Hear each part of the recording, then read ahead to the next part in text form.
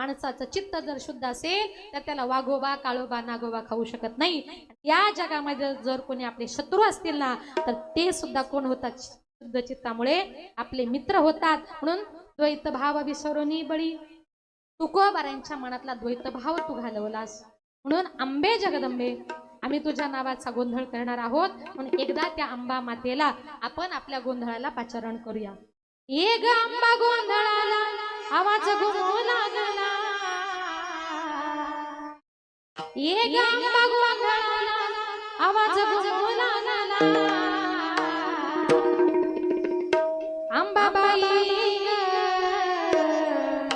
तुझा शंभर वाजला, अंबाबाई तुझा शंभर वाजला,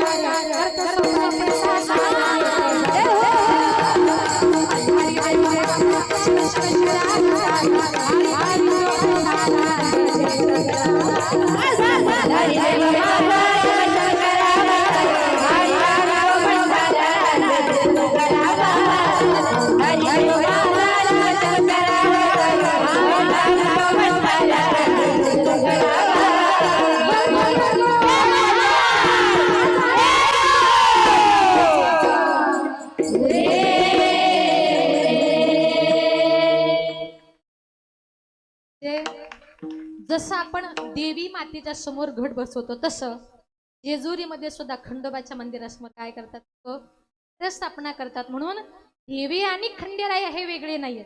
या जगामध्ये आपल्या भक्ताच्या उद्धाराकरता या जगामध्ये वेगवेगळ्या रूपाने प्रकट झालेले आहेत। म्हणून एकोहम भवश्याम तो देव या जगामध्ये एका रूपाने नटला आणि म्हणून तुकोबाराय म्हणतात तो देव आमच्या भक्ताकरता या जगामध्ये प्रकट झालेला आहे। म्हणून संत महात्मे म्हणतात की संत उद्धाराचा ज्ञानाचा मार्ग दाखवलेला आहे। संतांनी सांगितलेल्या भक्ती मार्गाने आपल्याला जायचं। एक उदाहरण सांगते बघा। संत महात्मे म्हणतात बाबांनो तुम्ही हरिपाठाला जा, कीर्तनाला जा, भजनाला जा, आळंदीला जा, पंढरपूरला जा, जन्माला आलात ना पायाचं पुण्य ही तीर्थयात्रा करा। आणि जन्माला येऊन नुसत्या संसाराच्याच वाऱ्या केल्या, म्हणजे कंपनीपासून घरापर्यंत, घरापासून कंपनीत. त्याला कीर्तन माहिती नाही, त्याला भजन माहिती नाही, त्या माणसाचा जन्म फुकट गेला असं समजा. काय करायचंय? जन्माला आलात ना, परमेश्वराची भक्ती करायची. शेवटचं छान उदाहरण सांगते बघा. एका जंगलामध्ये एका झाडावर एक माकड आणि माकडीत दोघ जण नवरा बायको बसले होते. कोण बसले होते? माकड आणि माकडी. कुठे बसले होते ते लक्ष येते. दोघा नवरा बायकोच्या छान गप्पा चालू होत्या. आणि गप्पा चालू असताना तेवढ्यात तिथल्या प्रजेचा गप्पा चालू असताना त्या विहिरीतून एक आकाशवाणी झाली, जो कोणी प्राणी या विहिरीमध्ये उडी मारेल त्याला मनुष्य जन्म प्राप्त होईल, आणि जो कोणी मनुष्य या विहिरीमध्ये उडी मारेल त्याला प्राण्याचा जन्म प्राप्त होईल. आता ही आकाशवाणी त्या माकडीने ऐकली. स्त्रियांचं मन कसं जरा भावनिक असतं, त्या फार भावनिक. तर माकडीने ऐकलं, तिने सांगितलं, हो मनुष्य जन्म प्राप्त करण्याची संधी आली, चला मारायची का उडी? त्यानं सांगितलं, नको, बरं आहे आपलं माकडाचं. तिने सांगितलं, अहो मनुष्य जन्म मिळणं फार अवघड आहे. इकडे लक्ष द्या मंडळ. अहो मनुष्य जन्म मिळणं फार अवघड आहे. मनुष्य जन्मान मिट्टी में घोल रे, अब जो मिला है फिर न मिलेगा, कभी नहीं कभी नहीं कभी नहीं. म्हटलं इतका सुंदर देह प्राप्त झालाय, चला म्हटली मारू उडी. त्या माकडाने सांगितलं, तू इतकी आग्रह करते ना, मग आपण विहिरीमध्ये मारू, पण एका अटीवर. म्हणे कुठली? त्यानं सांगितलं, मी मारायचं उडीन, तू राहायची झाडावर बसून. असं नको व्हायला. ती म्हटली, तेवढा बायकोवर विश्वास नाही का? हवं तर म्हटली हात पकडा. दोघा नवरा बायकोने एकमेकाचा हात पकडला. ते माकड म्हटलं, 1 2. दादा जरा तिकडचा कॅमेरा बंद करा प्लीज, सगळे लोक त्याच्याकडे बघ. आता असं म्हटल्यानंतर तिनं सांगितलं, दोघा नवरा बायकोने त्या विहिरीमध्ये उडी मारली, आणि उडी मारल्याबरोबर त्या माकडाचा झाला दिव्य पुरुष, आणि त्या माकडीनीच झाली सुंदर स्त्री. दोघे जण नवरा बायको विहिरीच्या वरती आले, एकमेकांची प्रशंसा करू लागले. प्रशंसा करता करता ते माकड म्हणतं, तू किती छान दिसते. ती म्हणते, तुम्ही किती छान दिसताय. ती म्हटली, आता छान वगैरे दिसायचं राहू द्या, इतका सुंदर मनुष्य देह प्राप्त झालाय ना, आता पटकन कुठेतरी आपण आळंदीला जाऊ, एखादा गुरु करू, गळ्यामध्ये माळ घालू, हरिपाठाला काय, कीर्तनाला काय, भजनाला काय, आळंदीला काय, पंढरपूरला काय, आणि उरलेल्या आयुष्यामध्ये या मनुष्य देहाचं सार्थक करून घेऊ. त्यानं सांगितलं, अगं तिनं सांगितलं, त्यानं सांगितलं, अगं तुझ्या सांगण्यावरून माकडाचा माणूस झालो. आता तू म्हणते गळ्यामध्ये माळ घालायची, हरिपाठाला जायचं, कीर्तनाला जायचं, भजनाला जायचं, म्हणजे माझं खाणं पिणं मी बंद करायचं. म्हटला तो, म्हटला मला माणसाचं नको, माझं माझं माकडाचंच बरं.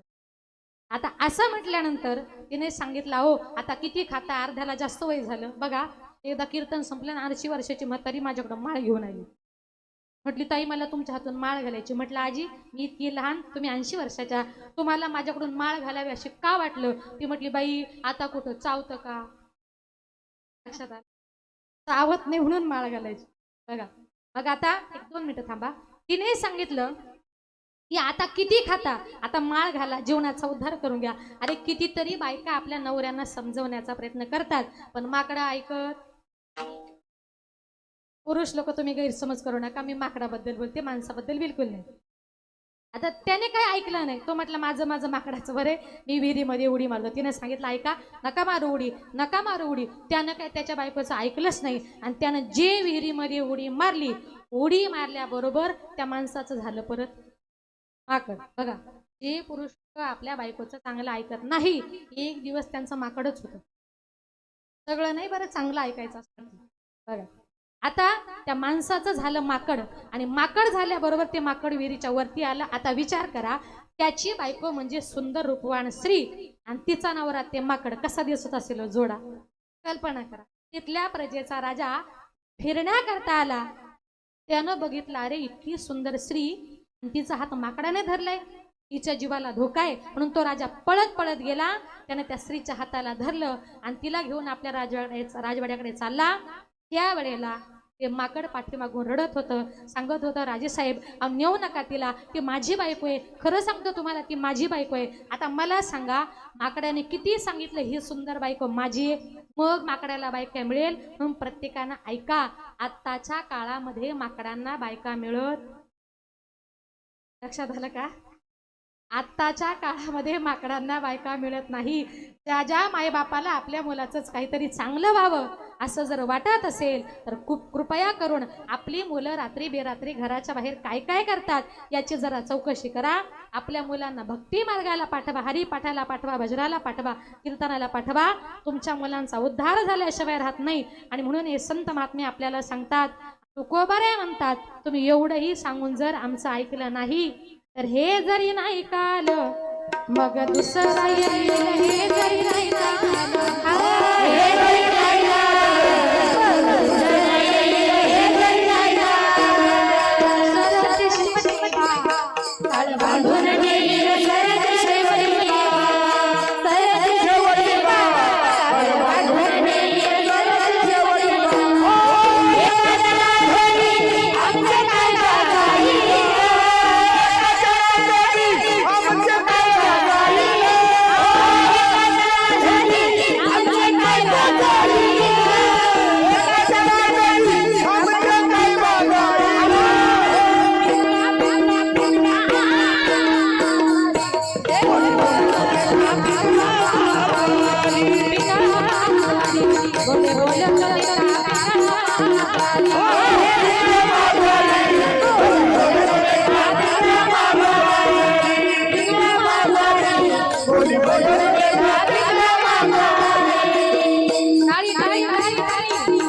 प्रत्येक